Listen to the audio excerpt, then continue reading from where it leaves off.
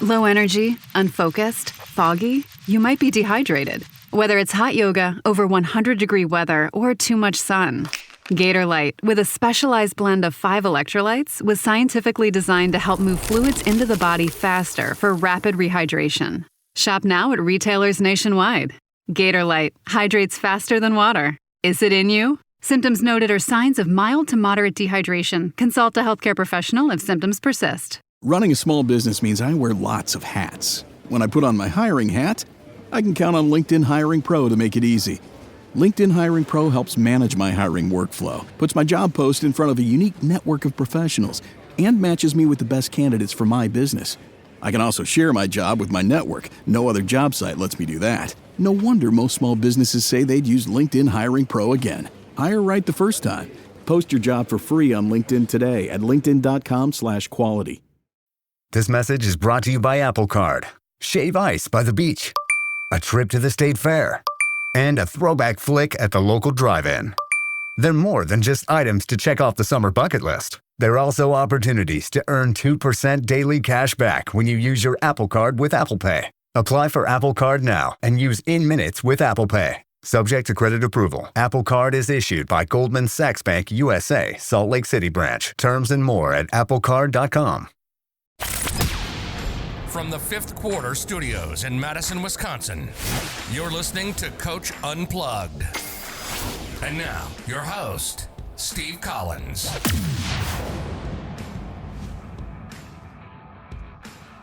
Hey, everybody. Happy Thursday, episode 660 of Coach Unplugged. Very excited you decided to join us today. Before we dive in any deeper, I'd like to give a big shout out to our 2 sponsors. First of all, teachhoops.com for coaches who want to get better. Like I said all week, we have worked really hard to come up with something for your players that they can use individually. They don't have to have your login, all those kind of things. So go over and check that out. And I know July is always a big month for summer ball, but with the pandemic, I think it's going to be backed off a little bit. So this is a great time to come over and join our community. Also go over and check out Dr. Dish. The amount of support, the amount of things that they can give you is second to none. So go over and check those great people over at Dr. Dish. All right, let's head and mention Coach Unplugged. They'll give you $350 off.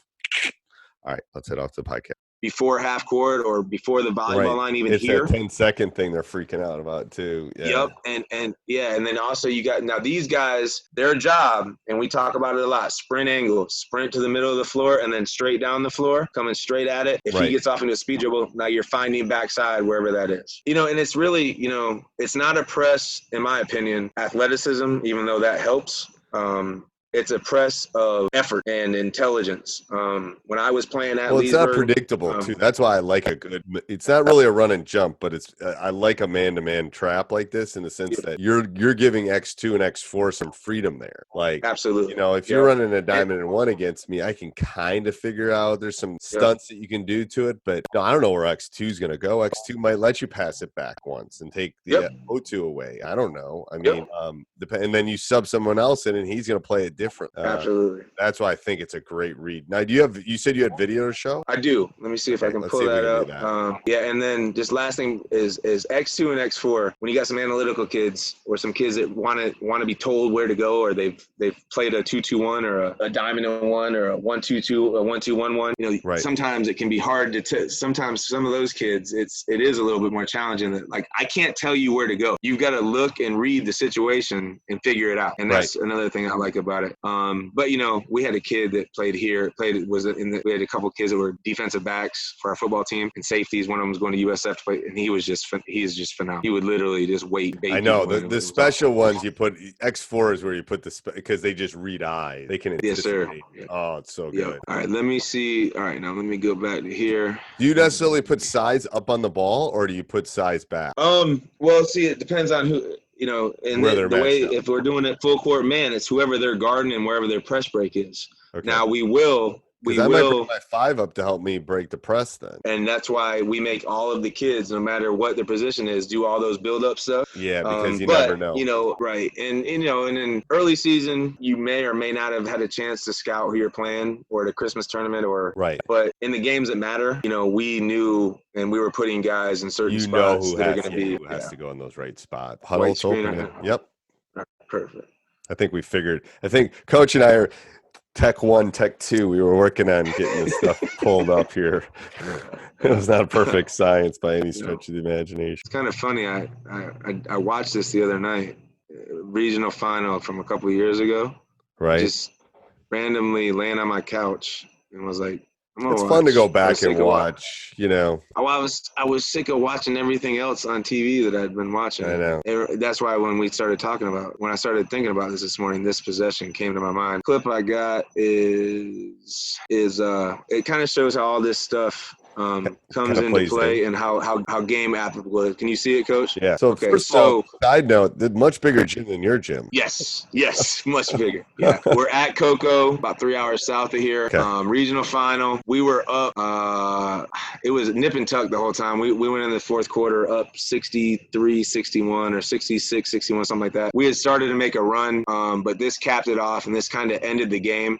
We had just got a steal and a lay-in, and it was called the goaltend, so there was a dead ball. Okay, and what color? You're the we color? Are black. We're black, okay. And I don't know if it went back far enough. So you see, inbounder's taking it out. I would have liked number 10 to be a little bit shaded more, you know. Okay. But by this time of the year, we've got a little bit of slippage going on. His foot should be planted on that baseline, and he should be cutting it in half. So you're trying to get him to go to the right corner. We're making the ball go here. Yeah, you're over there. Yeah, toward the yellow jerseys. Yeah. Yep. If he ball fakes anywhere here, great. Let him. If he ball fakes here, we are up in the air. We're cutting it in half. We're making sure that ball does not come across here. And you can even see this kid trusts him enough. He's already starting to back off of his guy to get ready for the reaction. So the ball comes in. He knows he's trying that's you've worked on that cutting off enough that I love that. Okay. Yeah, we've drilled that, and this is that kid I was actually talking about. He's a free safety. He's going to play at USF. He was a junior in this video, but great instincts. Now the other big kid that's going to run in here and get in the trap, very talented player, but started playing basketball late. He's getting them now, but not a great basketball instinctual mind, but because he's been drilled so much to do what we've done, he does a great job. So the ball comes in, you see me over there acting like an idiot. Yep. He's coming here, he's shading him, and now if he starts to beat him sideline, he's going to turn and sprint ahead, but he already took a good enough angle where he didn't. Now the kid that was on the ball is coming straight off the ball. We've taken that guy that was anticipating the reactions coming over. This would have been X4 in our drill, right? Number 0. So there's no one. So he's gotten himself turned too, because he can't even look down your sideline right now. That's right. And it's all because we've got him in that, we call it the coffin corner. And now we have old school coaching too. We've got 4 defenders guarding 1. We've got the sideline, the baseline, our feet locked, and he's not going anywhere. And the discipline of this trap in this situation was just phenomenal to me, because it would have been so easy to reach down to foul, and our guys don't. And how do you stop the drill? Do you talk about locking feet? Yep. Yes, sir. We talk about once and I didn't explain that very well in the drill work. Right. But yes, the 2-on-1 trap or dig drill, we're taking those good angles, we're sprinting ahead, and then once we've got the ball corralled, for lack of a better term, and our arms are out and we're chopping our feet, then we talk about containing it and setting that trap. And when we set the trap, it's locking legs. If we don't lock legs, if we start reaching down, if we don't mirror the ball, with 2 hands and trying to get deflections, and we stop it, we're out of that drill. I'm telling you, I think that's the key. I think I swear that's the key, because I just think that because they want to reach, it's like I stop drills when we do this and say, I can count on one hand the number of times someone's doubled the ball and stolen it and then gone away and not had either a foul. I mean, it never works, guys. You're going to get the steal on the pass. They think the dig up or the dribble away and the dig. So go back, rewind just a little bit on this. So you had him here, and then where did he go? Oh, he tried to go across. Yeah, so I'll go all the way back to the beginning now that we broke it down. So you kind of get a set of where everybody's at. And so like you see that, the 4-on-4 trap and react. It's kind of the drill that we've been doing, all year. We knew that in scout. And, the other thing I would want to say about this is, if you just come out in full court man-to-man press the whole time against elite competition, they're gonna get in rhythm and figure it out. So we may press balls to the wall in the first quarter, and we may drop back into half court man, or we may even, with this group, we had a 3-2 zone that we would go to as our change up. We might play that for a little while, but then we'll put it back on. And we waited. There's only about 4 minutes to go in the game here. We hadn't pressed in over a quarter and a half. Like, we hadn't trapped. We picked up man. We dropped back half court. We played our 3-2. And now all of a sudden in a key situation, we throw it back on them.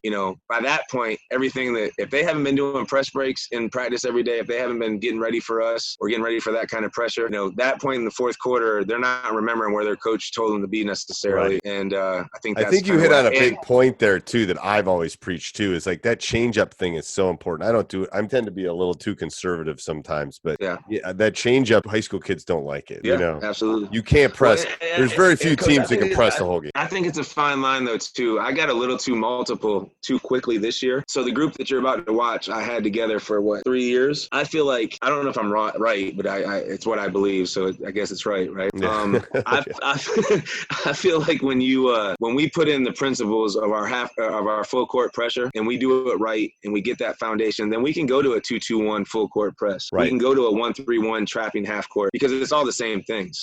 This year with the group I had, we had 5 kids coming up off our JV, and we had a group of 10 that hadn't played a ton of basketball together. And I kind of applied some of the things that we did with the group that had been together for 3 years to a group that had not been. We went to be multiple too fast, and I think there's that fine line of, you just said you're too conservative, but that's the conservative, and the consistency is what you have to have before you can do the other junk, or you're just going to be pretty good at everything. I want to be elite like you do it, we do. All right, so let's play this all the way through. Play in full time. And so again, you want me to talk over this? So again, you got him cutting in half. Again. Yep, you got him coming in. Great trap, no sideline, no baseline. No digs. We got 2 reactors, and then our 5th reactor, who was basket, comes up and gets it, makes a play at the basket. Game's over. It's essentially over. That puts us up. Now we're still. And the thing is, the guy jump pass too. He committed. As soon as he committed, that's like the quarterback going back into the pocket and putting the ball up. It's over at that point. Can't get it back. Yeah, and I didn't mean to keep this on the clip, but as long as you can see it, because it's a little bit longer. So we had talked about when we do 4-on-4 trap and react. Games of 3, right? So we set it up in a set piece with a cross screen, a stagger screen. That's to teach, and it's easier when they're all set, right? The hardest thing about this is getting them to sprint to their man and then do their job. And one of our best trappers right here, and he's lucky that we're up 11 with about 3.5 minutes to go, because I'm able to laugh about it, but he doesn't take a great angle, and the kid gets his hips and they go shoot 1-on-1, so that's where, so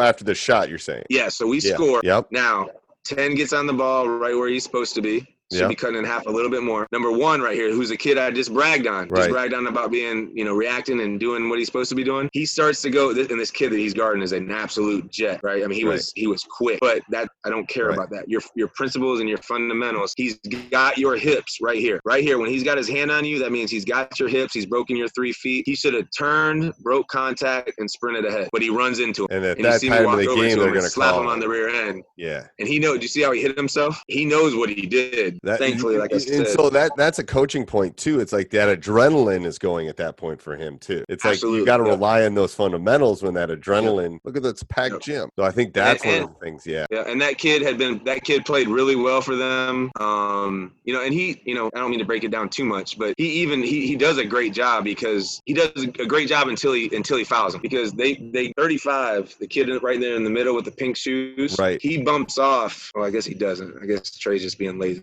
2's just being lazy. But 1 comes off 35. That's not even his guy. So he's doing, but that's right. He's right. He's cutting off sideline. He's going to trap. He could be the reactor. He's our second reactor. And the rules change based on who's doing what.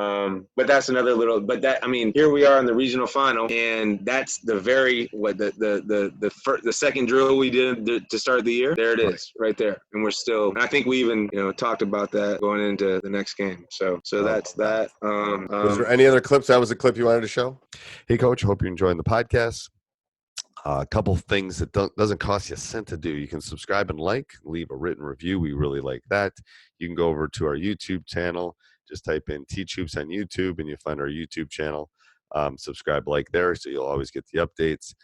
Next thing is, if you do any shopping on Amazon, go down below, click our Amazon link, www.teachhoops.com/Amazon. Anytime you're doing shopping on Amazon, we get a small little commission. Helps us with our hosting fees. be surprised how expensive it is to run one of these. And if you really love this stuff, let me help you. Let me mentor you. Let me email. Let me get on one-on-one calls. Let me show you all the resources that will help me become one of the winningest coaches in the state of Wisconsin. That's why I'm doing this. I want to help coaches become better. So teachhoops.com can do that. All right, let's head off to the podcast. Yeah, that was it. Just to kind of show the. I love that. I mean, I think that's a great teaching point. All right, so let's stop sharing the screen. I got some questions for you. This is great. Okay. I've been writing stuff down when we've been doing this. I've already asked you the question if you could only pick one you could only pick one thing at practice. But let's say you could only do 3 things at practice. 3 things. Three things at practice. Yep. 3 things. Yep, what would you do? 3 things. We're gonna do 4-on-4 trap and react drill, right? Okay. Shell. Do I have to? Can I just say shell, or do I have to? Nope. You can just say shell. Okay, shell, and then our dribble drive motion break. Okay. Yeah, we're gonna 3-on-3 or 3-on-0 dribble drive motion breakdown would be the 3rd thing if you maybe take it. So let's say I'm coming, I've retired, I walk into your gym and I sit up in the upper stand and I watch your practice for an hour and I don't say a word. What am I going to see? Other than the drills that you just kind of went through, what am I going to see? I've come a long way with this. We start every day with 20 minutes of shooting. God bless you. I am so bad at this. It's 30 years. I'm still horrible at it. Yeah. Coach, I'll tell you what, this year I did a poor job with it because I had a group that I had to teach a lot to. So I neglected to do our shooting circuit, and it showed. We didn't shoot the ball as well as we have in the past, and we had kids that could. I just think there's something to it, man. And our guys, don't get me wrong, our guys get a lot of work in before, after. A lot of kids that work on their game, but I don't know, man. Also for the just for the practice to start and go right. When we shoot our 20-minute circuit and finish with free throws to start, every kid, because we usually practice, from 3 to 5. They get out of school at 2:35, and that 20 minutes gives them the time to decompress, to get their mind transition from whatever they're thinking about, which you and I know high school kids could be God knows what. I told you that I don't know if you've listened, but I stole this from Gene Durden, who's down in Georgia. We take a minute and meditate at the beginning of practice. I love it. And you know why I do it? I do it for the reason that I want to leave before we do some other skill stuff. And they ask for it. First of all, they never have silence in their life ever. Like a minute of silence is an unheard of thing for a teenager. And I tell them when we do it the first couple of weeks, leave that behind. Leave the stress of your geometry test. Leave the stress of your girlfriend. Leave the stress of mom and dad saying your grades aren't good enough. All that stress is going to be gone. We're going to leave it for 2 hours, and then we're going to go have some fun and learn some basketball. And it's just almost a cleansing thing. Like, that's over. This is new. Absolutely. But I love the 20 minutes. I got to get to the point where I'm doing that. I'm just like, I never get enough. I never get enough. I know. It's huge. I did it with that group you just saw. Their sophomore, junior, and senior year. Right. More their junior. We did it. We started every practice like that, and it was 20. And we have a Do you think it paid off tournament time? I do. Oh yeah, we shot. Yeah. Because we lost this year in the tournament. We lost to a team that, nothing against them. They shot about 15% above what they were supposed to shoot. Right. All the games. And we had the worst shooting game of the year, and we still lost. Yeah, so it's like, run. You go back as a coach and go, should I have shot more? Yeah. Should I, all that stuff. It just kills you. But I think, I think it's, and here's the other, my dad, who's a former dairy farmer and a cattle rancher in Florida, but he's been around basketball his whole life. He played high school basketball on both my brothers did, but he always says, I've never seen a basketball game end 2-0. And, we can run all the best offense we want, the defense we want. We can trap, we can react. We can do all that stuff. But if we can't put the ball in the hole, we aren't going to win. And so it's a simple game, isn't it? Yeah. So we, with our shooting, we do. I took Beeline's drill. His 5-minute drill. That's how we start with that. But it's also, I don't know how in depth we want to get with it, but our shooting in practice, we partner the same kids every day, and the rebounders got to count for the shooter. We're talking. And it's a great chance to work on how to be a good teammate. Everybody's working on their shot. Who's working on stepping and hitting the shooter with a pass in his pocket every single time on time and on target. Right. So how and when do you practice playing? Too much. Usually before. I tend to do mine one of 2 times. I tend to do it when I get home and I can't sleep. Yep. I do it during my lunch period because I usually have an hour by myself. Yep. Prep right after, and then I have time to think about it, on it. I do my practice plan for after I wake up in the mornings and before school. I'll usually get started then. at least get the idea of what I want to do. And it's usually, for me, the hardest practice of the year every year is the first practice. Because after the first practice, then you kind of know what you got. And even if you have the same group of kids coming back, they're all different. Right. And you have no idea. Like, I think I kind of know what my team's going to look like next year, but I don't really. But to my wife's chagrin, I stay at the gym probably too late after practice doing laundry. And then I sit down after laundry, getting the laundry, and then I write down all the little things that bother me about each drill or that were successes. And that helps me make the next practice. No, I think that. How long's your commute from the gym home? Only about 2.5 minutes. Ooh. I live right across. Yeah. When I was at Leesburg, I had 30 minutes. That's so I'm convinced. So I live 8.5 minutes from school now. I think that's almost the perfect. I think anywhere between 8.5 and 15. Because I used to live like you, like 2, and that's not close. I can't leave that behind and be home, dad and stuff. Right. And 30's too much. Like, I'll start listening to a podcast like this or something.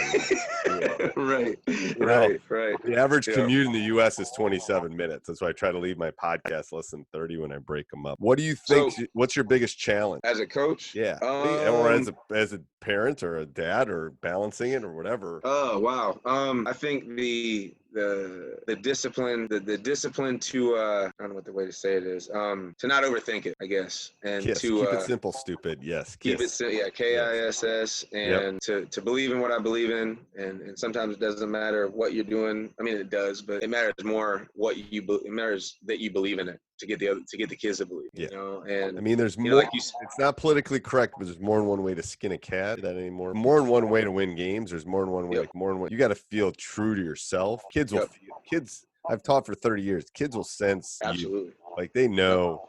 Yep. Like I started a TikTok like 30 days ago, and they think it's funny as hell. I cut my kid's hair today and put it on TikTok. Put a big freaking thing in the back. But they'll think it's funny. I don't care. Yeah. It's like I'm just trying to. You just got to be who you are.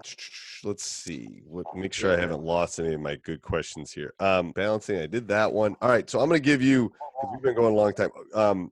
I'm going to give you I'm going to ask you my rapid fire questions. What's your favorite brand of basketball? Literally the ball that you play with. What's your favorite brand? The Rock, hands down. The Rock. The Rock in a while. Okay. Why? They're just, number one is they'll last about double the time of a Wilson or a Spalding, but two, just the feel of them, man. And I never really used them till we got to the Villages, till I got to the Villages. And they became a sponsor of the Battle. But it's not about them sponsoring our tournament or being a co-sponsor of our tournament. It's the kid. Every one of our guys will say the same thing. And what do you play with in tournament time? Play with the Wilson, but we play with the Rocks at home until tournament time, and then we play with the Wilson. That's the Does it feel a lot different than the Wilson? Not a lot. But enough, and if we're, if we've got 16 Rocks and we've got 16 Wilsons, if we're playing away that week, we'll practice with the Wilsons. If we're playing at home, we'll practice with the Rock. We literally switch the racks out. But yeah, definitely the Rock has been, I think it's a phenomenal basketball. Yeah. The only reason I use the Spalding is because in the most important game of the year, we're going to play with a Spalding. That's literally the only reason. Yeah. I like the feeling of a Rock. My son actually shoots with a Rock outside all the time. One word to describe your ideal player. Relentless. One thing you would tell a young coach or yourself as a young coach. Be true to yourself and feel and do what you feel. Don't get caught up in trying to be yourself coaching basketball.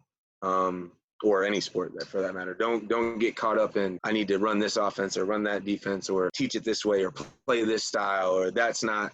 Like you just said, there's a lot of different ways to skin a cat. And, a lot of teams, or a lot of coaches, what I just went through, if you come and watch us, unless you have a trained eye, you might think, well, they're just out there rolling the balls out and letting them play. But when you start guarding 94 feet, it's a lot harder than guarding half of that. And, there's a lot of work that goes into that organized chaos.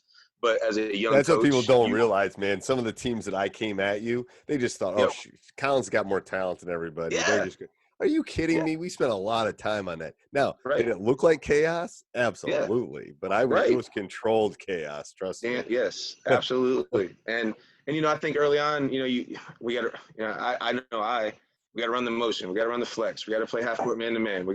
And I was worried about what it looked like. And you know what? At the end of the day, there's just, like you just said, there's a lot of different ways to do this thing. And, I've got some respect for some guys that play really, really, really slow and win in the 40s and 50s. And I can't do it. Do you have a shot clock in Florida? We do not. There's a big push to get it's them not right happening. now. It's not happening now. Are you kidding me? There's not going to be no money for schools now.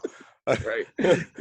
But there was actually next year you're coming to the battle. Yeah. And as long as we're able to have it. Charlie Ward coaches at FSU school in Tallahassee. They'll be at the battle. He's got a big push going right now to get it into high school basketball in Florida. He really wants it, and I was actually on our advisory rule committee meeting the other day with the FHSAA, and it was brought up. So the process has started, but you know how that goes. The problem is, I think there's well, first of all, I think what makes high school basketball really unique is we all play different styles. We play half in Wisconsin. You play what? 18-minute half. 18-minute halves? Oh, wow. Oh, that's right. I remember. Yeah. You would love that, man. Yeah, absolutely. The flow of the game.